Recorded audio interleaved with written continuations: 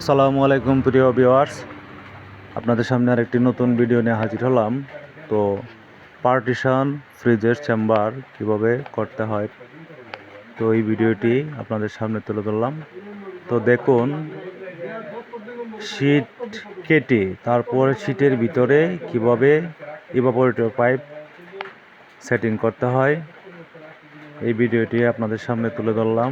তো যারা এভাবে চেম্বার সেটিং করেন তারা ভালো করে ভিডিওটি দেখুন এবং যত্ন সহকারে এই সিস্টেমে কাজটি করবেন। তো আমি এভাবে চেম্বার বাদাই করেছি, তো খুব ভালো রেজাল্ট পেয়েছি।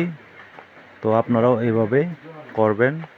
তো আমার পাশে থাকবেন, ভিডিওগুলো দেখবেন, আরও নতুন নতুন ভিডিও যেন আমি আপনাদের মাঝে দিতে পারি আমাকে উৎসাহ দিবেন, সাবস্ক্রাইব করে আমার পাশে থাকবেন।